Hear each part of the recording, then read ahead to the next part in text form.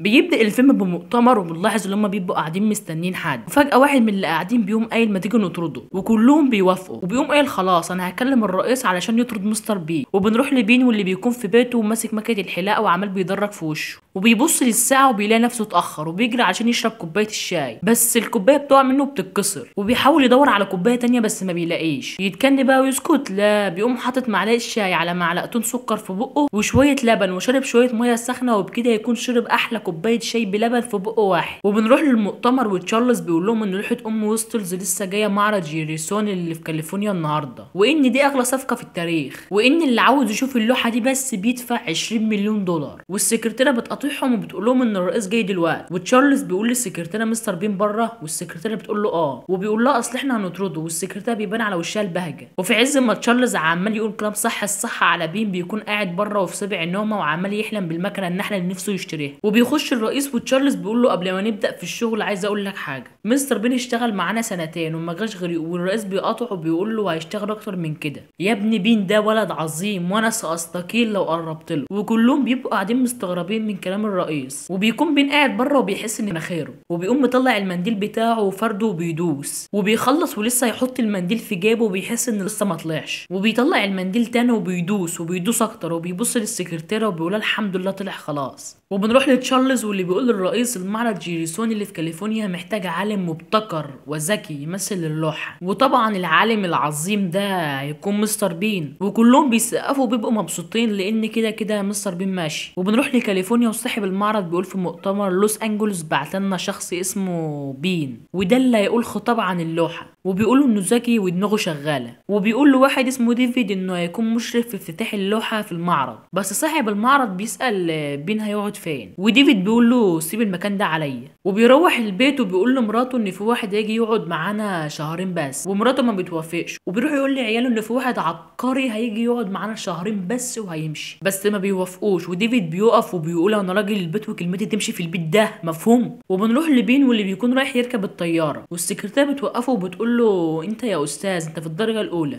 اللي هي بتاعت الاغنياء.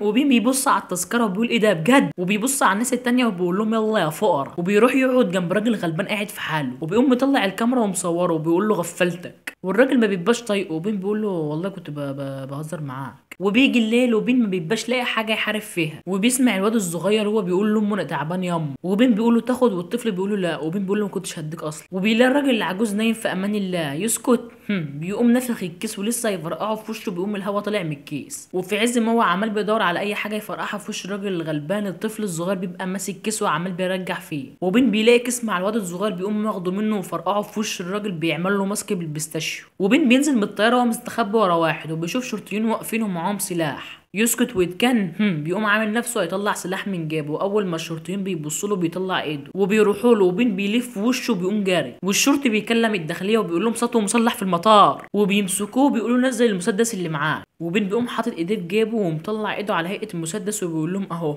وبيودوه اسم الشرطه، والظابط بيقول له دي صورتك يا ابني، ده هو ده، وبين بيقول له اه والله حتى شوف، والظابط بيقول له انت شارب حاجه يا ابني، وبين بيقول له اه كنت شارب ميه. وديفيد بيجي ياخده وبيوديه البيت، ومراته بتطلع بره وبتقول له ما تيجي يا ديفيد ثواني كده اقول لك حاجه، وديفيد بيقول لها انا عارف انت هتقولي ايه بس ده شخص ذكي جدا. وبين بيخش عليهم وبيقول لهم معلش بس اصل كلوتا هيتحرق. وبين وديفيد بيروحوا المعرض، وبين بيشوف الحمام وبيقول لديفيد اشوف بس على السريع، وديفيد بيقول له بسرعه بالله عليك. وبين بيخلص وبيروح يغسل ايده، وبيفتح الحنفيه والحنفيه بتطرطش عليه، وبتسيب البنطلون كله وبتيجي عند الحته الغلط، وبين بيقول يا حستي الراجل هيفهمنا غلط، وبيحاول ينشف بالمناديل بس بتخلص، وبيقوم رايح عند مكنه التنشيف بس بيلاقي رجله مش طايله مشاها رجله، فبيقوم واقف على السله علشان ياخد راحته في التنشيف، وبيبقى في راجل كان في الحمام وبيطلع يشوف بين وبيقول استغفر الله، وبين بيحاول يطول الموضوع بيقول ايه ده دي لمبه، والراجل بيطلع وهو عمال يقول استغفر الله، وبين بيقول له انا اغساك يا عم انت كمان، وبيبقى البنطلون نشف بس بتقوم اللمبه واقعه مكسوره منه، والازاز بيخش في ايده بيروح عشان يغسل ايده، بتقوم الميه جايه في نفس المكان تاني، وبين بيحاول يطلع علشان ياخد ورقه بس ديفيد وديفيد بيشوفه وبيقول له يلا يا عم اتاخرنا، وبين بياخد ورقه معاه يداري بقى الفضيحه، وبيروح يقابل صاحب المعرض وبيعرفه على المساعده بتاعته، والمساعد بتاعه ده بقى اللي شاف بين هو بيغير اللمبه، وبين بيقول له ايه ده هو انت وهتقول حاجه وحياه امك، وبيجي علشان يقعد بيقوم صاحب المعرض واخد الورقه منه وبيروح علشان يوري لهم اللوح، وبين بيبقى ماشي ورا ديفيد وبيقوم سارح حبه مع اللوحه بيلاقي ديفيد مشي، وصاحب المعرض بيقول لبين ما تيجي تقعد، وبين بيقول له لا اصل اللوحه دي فيها تفاصيل ممتازه عايزه اركز فيها، وبيشوف المروحه وبيروح عندها وصاحب المعرض بينادي عليه وبيبقى البنطلون نشف، وبين بيلف في وشه بكل فخر وبيقول له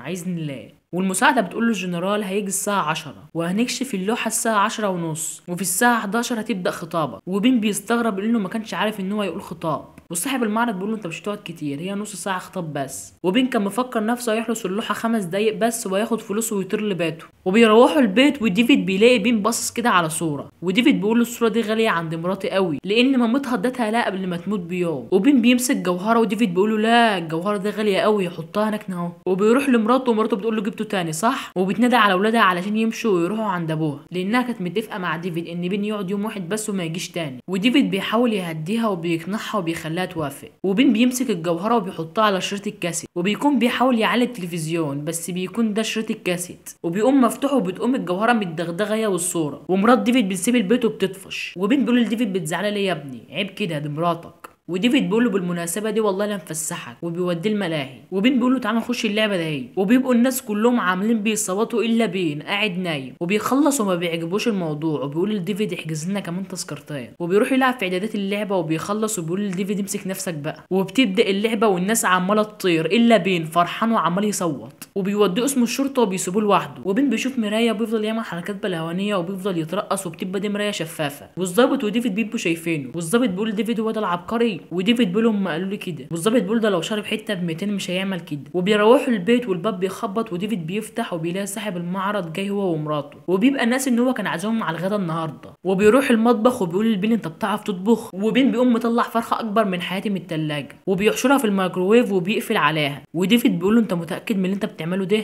وبين بيقول له اسكت يالا انت ما بتفهمش حاجه في الطبخ، وفجاه الميكروويف بيتفجر في وشه، وديفين بيقعد مع بين وبيقول له بص بامانه هو انت عالم، وبين بيقول له لا، وديفين بيقول له يعني انت بتفهم حاجه في الفن، وبين بيقول له يعني لا، وديفيد بيبص وبيلاقي مراته وولاده رجعوا، ومراته لسه هتقول له انا عارفه ان انا يلا عايز حاجه، وبيمشوا تاني، وبين بيقول له جبت المكرمشات نجزجز فيها واحنا قاعدين، وبيجي اليوم التاني وبيركبوا العربيه علشان يروحوا المعرض، وديفيد لسه بيقول للبين خليك عاقل بالله عليك نص ساعه بس، بيبص عليه بيلاقي حاطط الماسوره في مناخيره بيقول له ماشي، وبيروحوا المعرض وبيشوفوا لوحه ام ويستلز، وديفيد بيتفاجئ من جمال اللوحه، وبين بيقول هي ديت اللي عاملين عليها كل ده، وصاحب المعرض بيقول للبين خليك مع الصوره حبه عشان تاخد فكره للخطاب اللي هتقوله بكره، وديفيد بيقول له اوعاك تعمل حاجه لا عقبال ما ارجع، وبين بيقول له ايه يا عم شايفني عيل صغير ولا ايه، والخبير بيقول لديفيد انت متخيل كام واحد هيجي المعرض بكره وهيدفع 20 مليون دولار علشان يشوف الصوره بس دي بقى اللوحه اللي بين قاعد معاها، وبين بيروح يشوفها وبيقول والله السيد عظمه عليه يعمل واحده شبهها بالظبط، وبيلاقي عليها عفريه وبيقوم نافخها وبتقوم داخله في مناخيره، ولسه هيحتس بيقوم ماسك نفسه ورافع وشه وعاطس في وش اللوحه، وبيقوم قايل يا نهار اسود، وبيقوم مطلع منديله وماسح وشها، وبيلاقي وشها قلب ازرق وبيعرف ان القلم طرش في المنديل، وبيقوم قايل بابا بابا بابا بابا، وبيروح يقفل الباب وبيفك اللوحه، وبيقوم مطلع القميص من البنطلون وبيقوم عامل بلغم على القميص وبلغمين في وش الست، ولسه يمسح الصوره بتقوم واقعه وبيدوس على وشها، وبيقوم واخد اللوحه على انها ترابيزه الشرب عشان يوديها المصنع، والله يا جماعه بين ده في سنه ذكاء، وبيخش المصنع وبيثبت اللوحه، وبيروح ياخد ميه نار في ايده ومنديل وقت اللزوم، وبيمسح وبيلاقي الحبر اتشال، وبين بيقول لها يا ستي خضتيني، وبيلف وشه وبيلاقي اللوحه بتتفحم، وبيقول يا نهار اسودان، وبيروح يصنفر اللوحه وبيلاقي وشها ما عادش موجود، وبيقوم قايل يا رب اكون بحلم ولو كابوس عادي والله، وبيرجع وبيقفل الباب وبيلاقي حد بيحاول يفتحه، وبيقوم حاطط الشجره ورا الباب، وديفيد بيخش من الباب التاني وبيروح علشان يشوف اللوحه وبيلاقيها مش موجوده، وبيقول للبين يا اللوحه فين، وبين بيقول له حاولت اعمل تعديل بسيط بس، وبيوري اللوحه لديفيد وساعتها قلبه بيقع في بنطلون، وبيجيله الحاله وبيقعد يتوقع مصايب ممكن تحصل له، زي انه هيطرد من الشغل، لما يطرد مراته هيسيبه، عياله هيسيبوا البيت، لان هو اللي مسؤول عن بين وهو اللي خلاه يقعد لوحده مع الصوره. وبيركبوا اللوحه تاني وبيقفلوا على الصوره، وراجل المراقبه بيرجع وبيشوف هما بيقفلوا على اللوحه. وديفيد بيقول لبين انت بتشرب؟ وبين بيقول له لا. وديفيد بيقول له تمام تعالى معايا. وبيروحوا يقعدوا في بار، وبين ما بيبقاش عاجبه القناه وبيحط سودانيه في مناخيره وبيقلب القناه. وديفيد بيقول له جبتك بيتي طفشت مراتي، سيبتك دقيقه مع اللوحه بوظتها،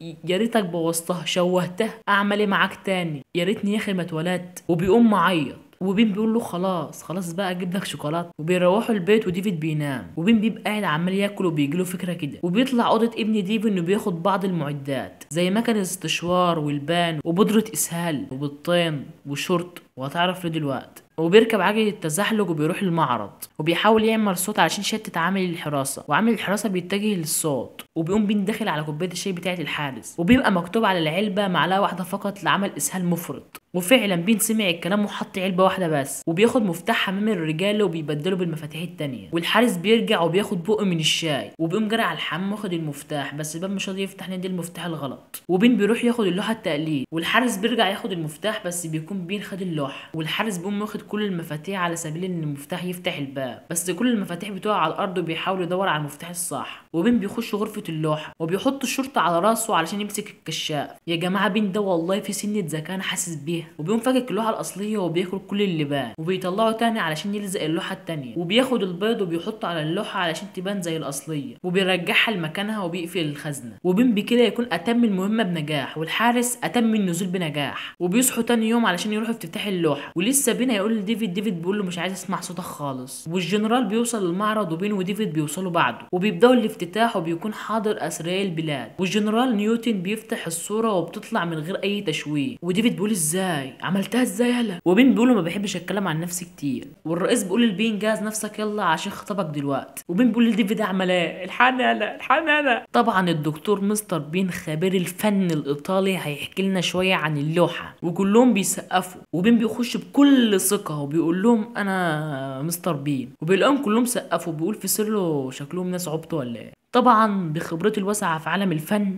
فان هذه اللوحه جميله جميله جميله. وبيلاقي كلهم قاموا مخصوص عشان يسقفوا له. والجنرال بيقول صورني يا ابني مع النجم، خلص الخطاب في اقل من دقيقه. وديفيد بيقول بينا انت عبقري يلا موت يلا. صحيح انت حطيت اللوحه الاصليه فين؟ ولسه ما خلصش كلمته بيلاقي ضابط الشرطه جاي من وراه وبيقول له تعالى عايزك في كلمه. وديفيد بيبص لبين وبيقول له عرفت خلاص. ولسه ديفيد هيقول له على موضوع اللوحه، الضابط بيقاطعه وبيقول له انا كشرطي ماليش دعوه بالفن، انا جاي اقول لك ان بنتك عملت حادثه وهي دلوقتي في المستشفى. وبيقوم راكب العربيه هو وبين علشان يروح المستشفى، والشرطي بيبقى ماشي وراهم. وبيلاقي حرامي بيسرق العربيه وبينزل علشان ياخده، وبيقوم الحرامي ضربه بالنار. وديفيد وبين بيروحوا المستشفى، وبين بيروح يقعد وبيلاقي الحارس لسه عمال يعمل حمام من الاسهال. وديفيد بيروح يشوف بنته، ومراته بتقول له الممرضه قالت لنا دي غيبوبه واحتمال تقعد اكتر من شهر. وبين بيبقى قاعد وفي سماعه بتقع من الدكتور، وبين بياخدها وبيروح علشان يديها له. والممرضين بيفتكروه الدكتور وبيلبسوه هدوم العمليه. وبين لسه يقول لهم انا مش دكتور، بتقوم واحده قال له خش يلا. وبين بيخش اوضه العمليات وبيشوف الضابط بيفتح عينيه وبيقول ايه ده هو انت؟ وبين بيقول له ايوه انا. وبيقوم مغمى عليه. وبتخش الممرضه وبتقول لهم في حاله طارئه، وكلهم بيسيبوه ويمشوا. والممرضه بتقول لبين خليك انت معاه. وبين بيطلع اخر ملبسيه في الكيس وبيرفعها علشان تنزل سقوط في بقه، بس بينسى انه لابس الكمامه. وبتقوم واقعه جوه احشاء الضابط، وبيقوم بين مدخل ايده جوه احشاء الضابط وبيقول هي دي. وبيقوم مطلع الرصاصه وبيقول مش دي الملبسيه كانت صفرة. وبيعرف بعدها ان دي الرصاصه، وبيلاقي محدش خد باله وبيرجعها تاني، وبيدخل ايده تاني جوه احشاء الضابط علشان يطلع الملبسيه، وفعلا بتطلع وبيغسلها بشويه محلول وبياكلها تاني. والممرضين بيرجعوا تاني للعمليه وبيحاولوا يطلعوا الرصاصه، وبين بيقول لهم امسكي كده يا بنتي، وبيمد ايده تاني في المكان اللي حط فيه الرصاصه وبيطلعها. وكلهم بيقولوا له ده انت اذكى دكتور في العالم. وبين بيقول لهم والله عارف والله عارف. وبيرجع علشان يخلع اللبس، وبيلاقي ديفيد في وشه، وديفيد بيقول له تعالى شوف بنتي بتموت. والممرضه بتقول لهم ممكن تطلعوا وتسيبوا الدكتور يشوف شغله، وبيطلعوا. وبين بيحاول انه يخضها وبيعمل لها عمليه انعاش، وبيجيب صاعق الكهرباء بس بيلاقي الفيشه بتاعته بعيده، وبيغير مكان الجهاز عشان تبقى قريبه من كبس الكهرباء، وبيحط الفيشه وبيجي علشان يشوف الصاعق ده شغال ولا بايظ. وبيقوم طاير على بنت ديفيد وبيلاقيها صحيت وبتنادى على ابوها ومامتها. وبين بيحاول انه يطلع بره، بس مرات ديفيد بتنادى عليه وبتقول له انت خليتني اسعد واحده في العالم، اي حاجه عاوزها هعملها لك دلوقتي. وبين بيكشف وشه وبيقول لهم عاوز اقعد معاكم كمان اسبوع. وكلهم بيتفاجئوا ان هو اللي عالجها، وبيضطروا ان هم يوافقوا، وبيقضي احسن ايام حياته، وبيروح البيت وبيجيب لهم هدايا، وبيقول لهم اقدم لكم الدب الصغير، وبيكون ملبس ابن ديفيد زيه. وتاني يوم ابن ديفيد بيقول لهم اقدم لكم الدب الكبير، وبين بيقول له عيب يا وسخ، وبيركب الطياره وبيروح بيته، وبينام جنب الدبدوب بتاعه تيدي، وبيبقى خد معاه اللوحه الاصليه، وبيبقى مركبها في الحيطه عنده في البيت، وبينام، وبكده يكون ضحك على انجلترا كلها. وبس كده. لو عجبك الفيديو ما تبخلش عنها باللايك والاشتراك، ولو بتحب الافلام الاجنبيه او المصريه او حتى الكرتون يبقى ده مكانك، دوس اشتراك واحجز مكانك، لان لسه في ملخصات اقوى من كده. وسلام.